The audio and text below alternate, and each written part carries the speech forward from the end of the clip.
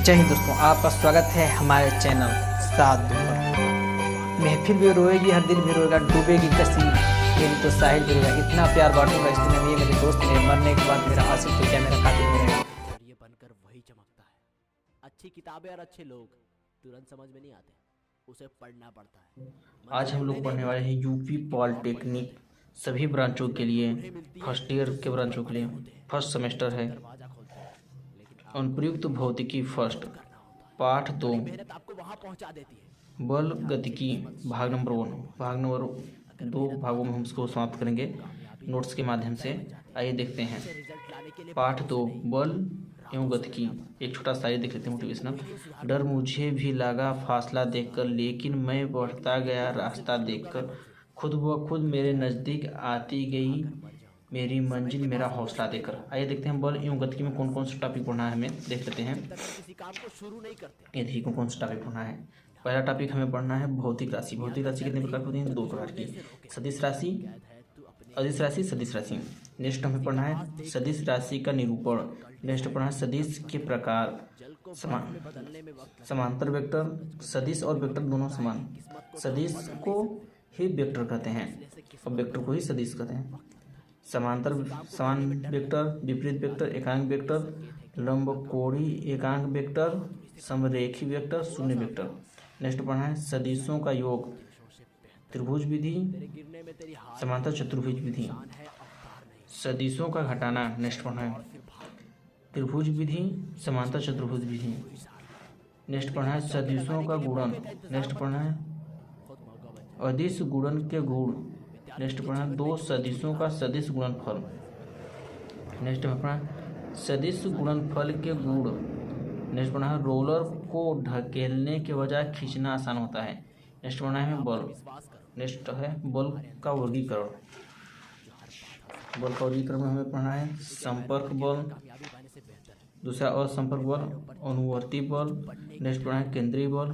Next पढ़ना है वृत्तिगत, एक समान वृत्तिगत और समान वृत्तिगति, कोणीय विस्थापन।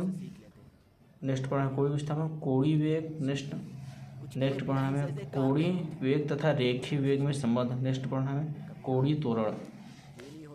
21वां टॉपिक हमें पढ़ना है कोणीय त्वरण। 22वां टॉपिक हमें पढ़ना है कोणीय त्वरण तथा रेखीय त्वरण में संबंध। 23वां टॉपिक हमें पढ़ना है आवर्तकाल। 24वां टॉपिक हमें पढ़ना है आवृत्ति और हमें पढ़ना है कोणीय वेग।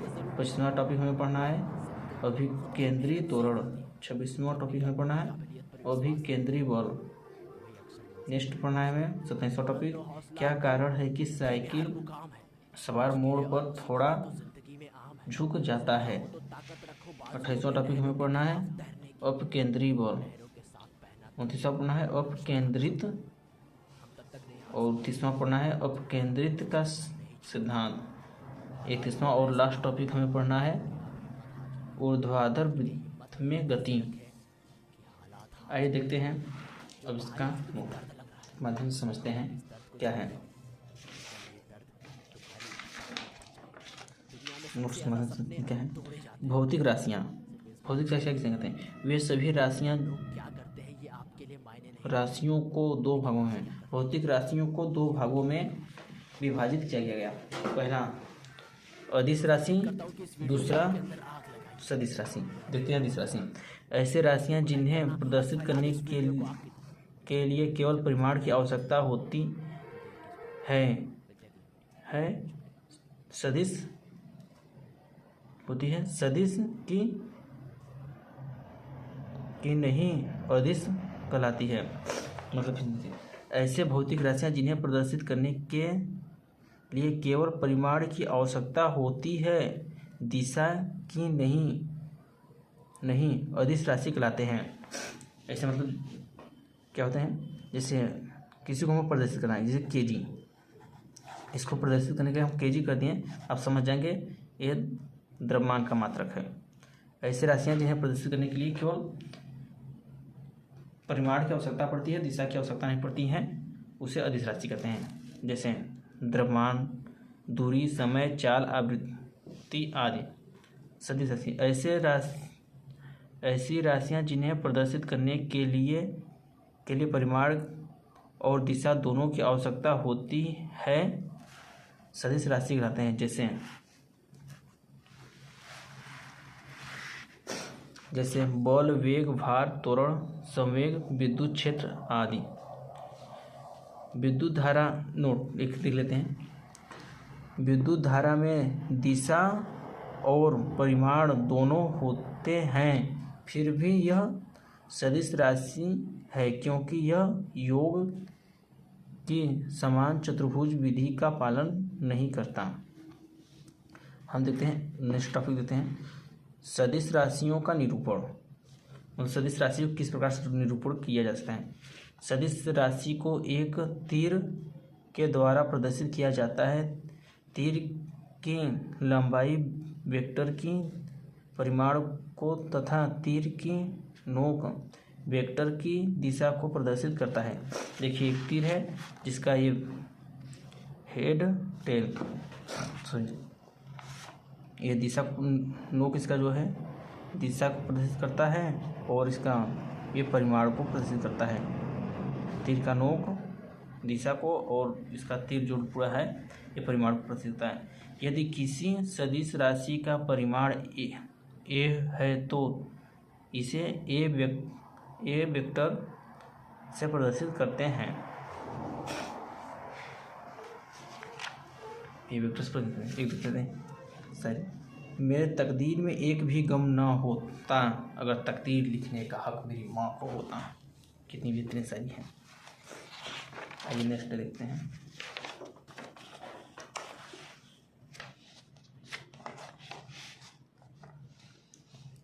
सदिशों के प्रकार। समान वेक्टर। सदिश और वेक्टर समान होते हैं, सदिश को ही वेक्टर कहते हैं। समान वेक्टर ऐसे वेक्टर जो परिमाण एवं दिशा में समान हो समान वेक्टर कहलाते हैं। जैसे दिशा और परिमाण दोनों समान हो। जैसे ये तीर दिशा की तरफ है, इसकी भी दिशा की हो, और परिमाण है, ये दोनों समान है और दिशा भी समान है, इसे समान वेक्टर कहते हैं। देखिए ए वेक्टर बराबर बी वेक्टर बराबर सी।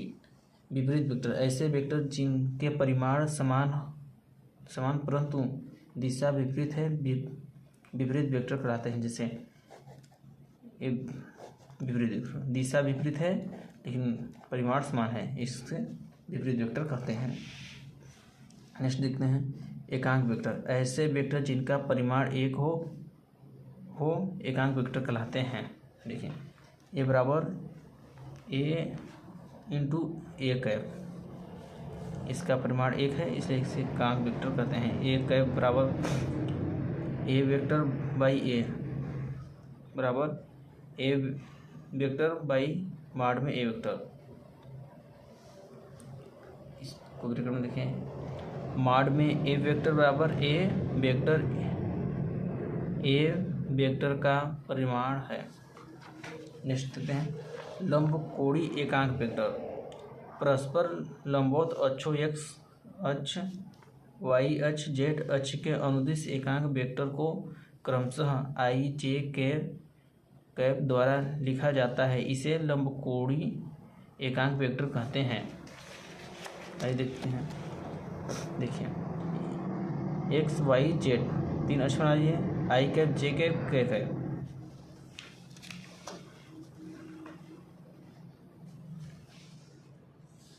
समरेखी वेक्टर जिन वेक्टरों की कार्य रेखा समांतर होती है वे समरेखी वेक्टर या समांतर वेक्टर कहते हैं। इस वेक्टर के बीच कोण का मान सदैव 0 या 180 अंश होता है। ये देखिए ए और बी समान है, समरेख हैं, और बी बस इनकी दिशा विपरीत है और इनके बीच का जो एंगल होता है 0 होता है या 180 होता है। समांतर दिशा में तो 0 होगा और विपरीत है तो 180 होगा। शून्य वेक्टर जिन वेक्टर का परिमाण 0 हो शून्य वेक्टर कहलाते हैं। इसे शून्य वेक्टर लिखते हैं। इस वेक्टर की दिशा निश्चित नहीं होती। नेक्स्ट देखते हैं सदिश का योग। सदिश को जोड़ने के दो नियम हैं। पहला, त्रिभुज विधि।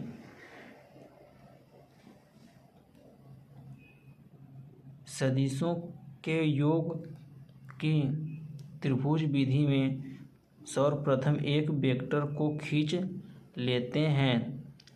अब पहले वेक्टर को बढ़ाग से शुरू करके दूसरे वेक्टर को उसकी दिशा में खींच लेते हैं।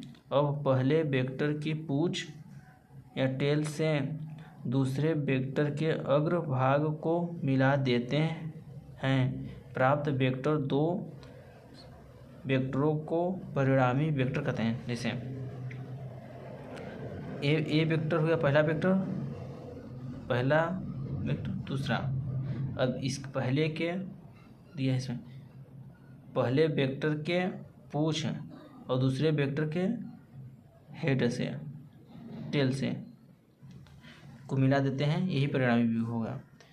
जिसे आर बराबर, इसे हम आर मान लेंगे, आर बराबर A plus B, A vector plus B vector, R vector बराबर ए प्लस बी वेक्टर, यही हमारा परिणामी होगा। इसे फार्मूला लिखा जाएगा आर वेक्टर बराबर ए वेक्टर, आर बराबर A vector plus B vector. Next लेते हैं समांतर चतुर्भुज विधि। यदि दो वेक्टर किसी एक ही बिंदु पर कार्य कर रहे हो तो वे समांतर चतुर्भुज के दो संलग्न भुजाओं द्वारा प्रदर्शित किए जा सकते हैं तथा इनका परिणामी समांतर चतुर्भुज के उस विकर्ण के बराबर होगा जो उस बिंदु से होकर जाता है। इसके समांतर चतुर्भुज बना लेंगे, ए वेक्टर बी वेक्टर थीटा कोण, और इसका फार्मूला आ जाएगा।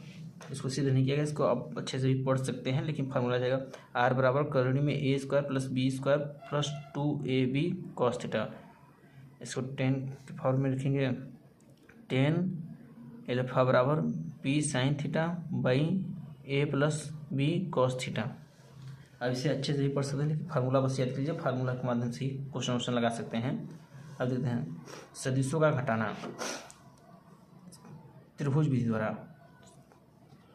उसी प्रकार से ही जिसे जोड़कर हो उसी प्रकार से हम घटा सकते हैं। त्रिभुज का घटाना देख सकते हैं। आर बराबर फार्मूला देख लेते हैं, आर वेक्टर बराबर A vector minus B vector minus A vector. अब देखते हैं दूसरा समान चतुर्भुज विधि द्वारा। आर बराबर करणी में A square plus B square minus 2ab cos theta. 10 next दूसरा formula 10a alpha B sine theta बटे A minus B cos theta.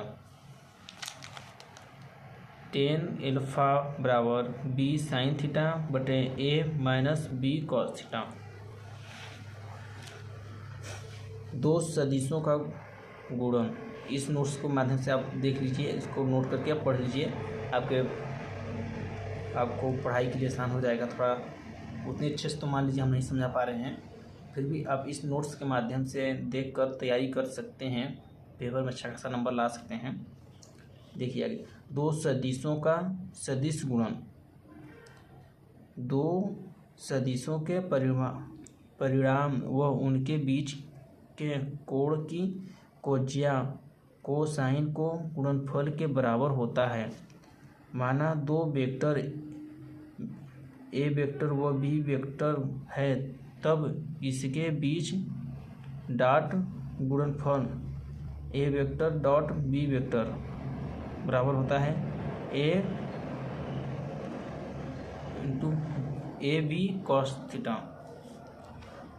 अदिश गुणन को डॉट से प्रदर्शित करते हैं। दो वेक्टरों का अदिश गुणन किसी एक वेक्टर के दिशा एक वेक्टर के परिमाण तथा दूसरे वेक्टर के पहले वेक्टर की दिशा घटक के बराबर होता है।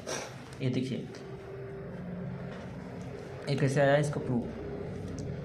ए डॉट बी बराबर ए बी कॉस थीटा। तो हमने मान लिया एक तीर खींच लिया इस पर इसको हमने P A vector R B vector B cos theta. तो कॉस थीटा बराबर क्या हो जाएगा हमारा, कॉस थीटा बराबर आधार बटे कर्ण, आधार बटे कर्ण, एक कर्ण हो जाएगा, ये आधार हो जाएगा, ये लंब हो जाएगा। तो आधार क्या है, पी क्यू है, पी क्यू आधार हो जाएगा और कर्ण क्या हो जाएगा, पी आर। तो हमें चाहिए क्या, पी क्यू। तो हमको इसको इस तरफ भेज देंगे तो हो जाएगा पी आर कॉस थीटा। तो हमें हम इसको इस तरफ भेजकर इसके मान रखकर हमने निकाल दिया A into B A B cos theta. अदिश गुणन के गुण, आइए अदिश गुणन के गुण को देख लेते हैं क्या क्या अदिश गुणन के गुण है। अदिश गुणन क्रम विनिमय नियम का पालन करता है। ए इंटू बी बराबर बी इंटू ए बराबर A B cos theta, vector लगे। अदिश गुणन वितरण नियम का पालन करता है। A into B plus C into A vector into B vector plus A vector into B vector. इसको देखकर आप पढ़ सकते हैं, इसमें कुछ खास नहीं है। अब है दो सदिशों का घटाना। नेक्स्ट टॉपिक देखते हैं, दो सदिशों का सदिश गुणन। दो सदिशों का सदिश गुणन उनके परिणामों के तथा उनके बीच के कोण की ज्या साइन के गुणनफल के बराबर होती है, बराबर होता है। A cross A vector cross B vector बराबर A B sine theta N cap. आइए देखते हैं इसको प्रूफ कैसे किया गया है। इसको प्रूफ करने के लिए एन कैप ऊपर है आर थीटा पी क्यू खींच लेंगे और डॉट डॉट मिलाकर यहाँ से नीचे इसका प्रभाव लगेगा। ए वेक्टर मान लेंगे, बी वेक्टर इस प्रकार से। इसकी दिशा दोनों वेक्टरों के लंबवत है। इन कैप की दिशा जो है दोनों वेक्टरों के लंबवत है, लंबवत होती है। इसे ज्ञात करने के लिए दक्षिणावर्त पेच नियम या दाएं हाथ के अंगूठे के नियम का प्रयोग करते हैं।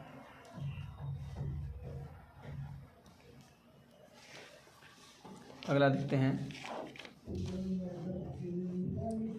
सदिश गुणनफल के गुण। ये सदिश गुणनफल के गुण पढ़ सकते हैं आप। दो समांतर सदिश का सदिश गुणन शून्य होता है। Vector A cross vector B बराबर ए बी साइन 0। जब दो वेक्टर होंगे समांतर, जैसे ए वेक्टर होंगे समांतर वेक्टर ए वेक्टर बी, ए समांतर होंगे तो इनके बीच का अंश कोण कितना होगा, 0 अंश। साइन 0 अंश का मान 0 होता है, इसलिए ये 0 हो जाएगा। इसी प्रकार से है, ये सब पढ़ सकते हैं। 4-5 टॉपिक हैं।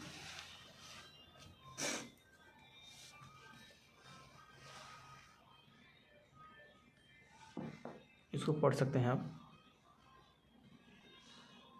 नेक्स्ट टॉपिक देखते हैं,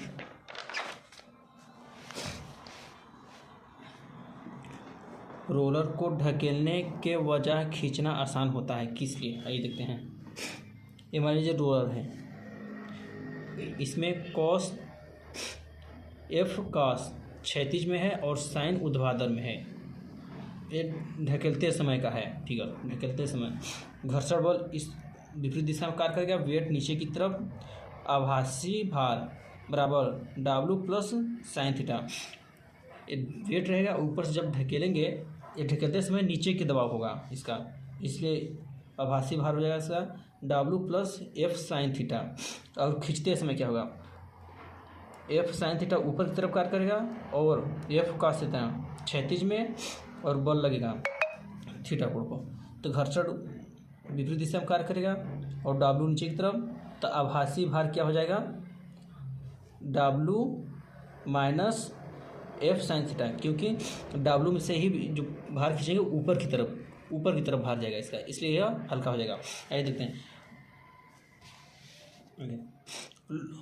रोलर पर F बल लगाया जाए तो F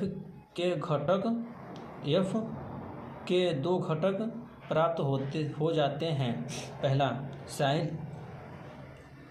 F कॉस थीटा क्षैतिज में, दूसरा F साइन थीटा ऊर्ध्वाधर में।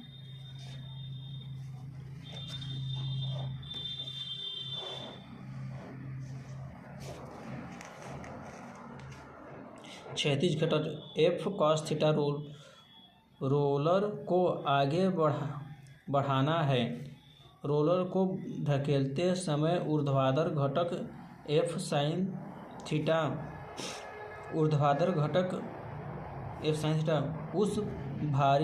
उसे भारी बना देता है। जब ढकेलेंगे तो उस पर नीचे की तरफ F भी लगेगा और W भी, जिससे वो रोलर और भारी हो जाएगा। जबकि खींचते समय ऊर्ध्वाधर घटक F साइन थीटा रोलर को हल्का कर देता है, अतः रोलर को ढकेलने के बजाय खींचना आसान होगा। जब हम रोलर को ढकेलते हैं तो F बल नीचे का भी कार्य करने लगेगा और जो द्रव्यमान इसका नीचे रहेगा वो भी नीचे का, और खींचते समय F ऊंचे हो जाएगा जो द्रव्यमान में से कुछ कम हो जाएगा, जिससे रोलर हल्का हो जाएगा, इसको खींचने में आसानी होती है। नेक्स्ट देखते हैं, बल क्या है। बल वह खिंचाव यह धक्का है जो किसी वस्तु को विराम या गति की अवस्था में बदलता है या बदलने की कोशिश करता है। यह सामान्यतः बल धक्का या खिंचाव है। स्पष्ट है किसी पिंड पर बल लगाने से पिंड पर निम्न प्रभाव होता है। पहला, पिंड की विराम की अवस्था में परिवर्तन हो जाता है। दूसरा, गतिमान पिंड का वेग घट सकता है अथवा बढ़ सकता है। गतिमान पिंड के गति की दिशा बदल सकती है। पिंड का रूप अथवा आकार दोनों बदल सकता है। नेक्स्ट देखते हैं, बल एक सदिश राशि है, इसे F से प्रदर्शित करते हैं। बल का SI मात्रक किग्रा मीटर सेकेंड स्क्वायर या न्यूटन होता है।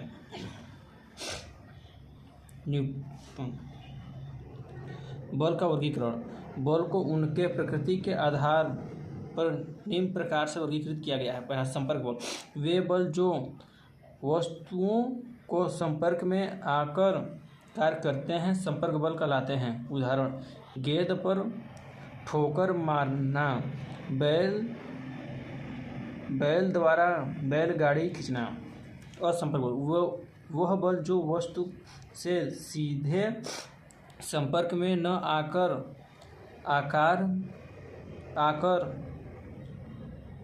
आकार माध्यम से वस्तु पर कार्य करता है, संपर्क बल कहलाता है।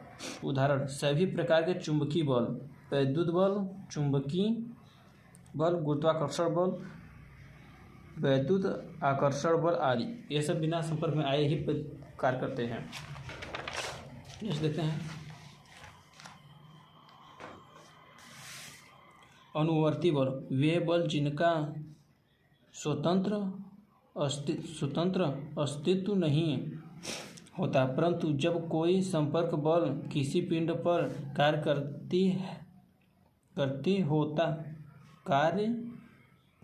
कार्यकारी होता है तब परिणामी बल अस्तित्व में आते हैं। केंद्रीय बल देखते हैं, केंद्रीय बल किसी स्थिर बिंदु की ओर अथवा उसके दूर की ओर कार्य करने वाले बल को केंद्रीय बल कहते हैं।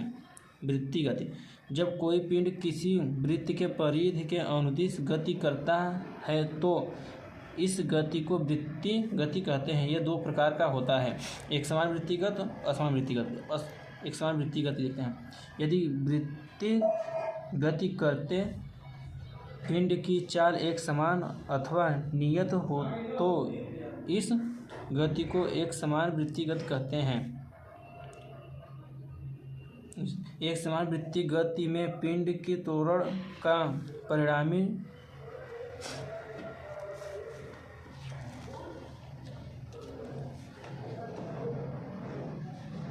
एक समान वृत्तीय गति में पिंड का त्वरण का परिणामी नियत रहता है, परंतु दिशा लगातार बदलती रहती है तथा सदैव कण के वेग की दिशा के लंबवत रहती है। असमान वृत्तीय गति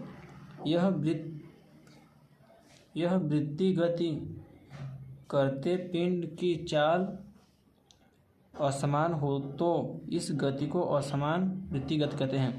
उदाहरण, धागे में बांधे पिंड को ऊर्ध्वाधर तल में गति।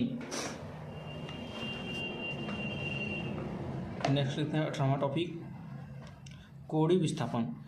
वृत्तीय गति करता हुआ कोई कण किसी क्षण वृत्त के केंद्र पर जितना कोण घूमता है उसे कोणीय विस्थापन कहते हैं। माना कोई कण डेल टी समय में डेल एस दूरी तय करता है तो केंद्र पर आंतरिक कोण डेल थीटा है, तब कोण बराबर चाप बटे त्रिज्या से। अतः कोणीय विस्थापन बराबर कोण डेल थीटा बराबर डेल एस बाई आर। यह विस्थापन होगा यहाँ से, ए और बी इसका विस्थापन है डेल एस। कोणीय विस्थापन हो जाएगा ये डेल थीटा, यहाँ तक इसका विस्थापन हो जाएगा कोणीय विस्थापन। कोणीय वेग वृत्तीय गति में किसी कण के कोणीय विस्थापन परिवर्तन की दर को कोणीय वेग कहते हैं। इसे ओमेगा से प्रदर्शित करते हैं। कोणीय वेग बराबर कोणीय विस्थापन बटे समय अंतराल। ओमेगा बराबर थीटा बाई डेल टी। इसका मात्रक होता है रेडियन सेकेंड, बी मात्रा टी की पावर माइनस 1। कोणीय वेग तथा रेखीय वेग में संबंध। माना कोई कण डेल टी समय में वृत्त की परिधि पर डेल एस दूरी तय करता है, तब कण का कोणीय विस्थापन डेल थीटा बराबर डेल एस बाई आर। दोनों पक्षों में टी के सापेक्ष टी से भाग देने पर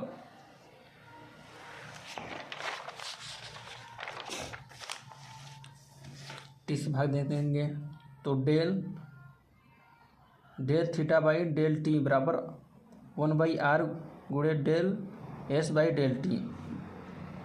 यदि डेल टी अत्यंत सूक्ष्म हो तो अर्थात डेल टी बराबर 0 टेंड्स टू 0, तब limit del T tends to 0 del theta by del T बराबर 1/r limit del T tends to 0 गुणे del S by del T. तब हो जाएगा ओमेगा बराबर 1/r गुणे भी। सदिश रूप में इसको इस प्रकार से लिख सकते हैं, तो हो जाएगा, इसको सिस्टम लेते हैं सिस्टम में, इसको इस प्रकार भेज देंगे तो हो जाएगा v बराबर आर ओमेगा और कण का आवर्तकाल t बराबर एक चक्कर में चली गई दूरी बटे चाल। एक चक्कर में कितनी दूरी है, 2πr वृत्त है, 2πr हो जाएगा। v इसका चाल हो जाएगा, तो v बराबर इस पर आ जाएगा, t इस पर चला जाएगा और v इस पर आ जाएगा, तो v बराबर 2πr/t। अब देखते हैं नेक्स्ट टॉपिक, कोणीय त्वरण। वृत्तीय गति में कोणीय वेग परिवर्तन की दर को कोणीय त्वरण कहते हैं। कोणीय त्वरण बराबर कोणीय वेग बटे समय अंतराल। कोणीय त्वरण कोणीय वेग बटे समय अंतराल।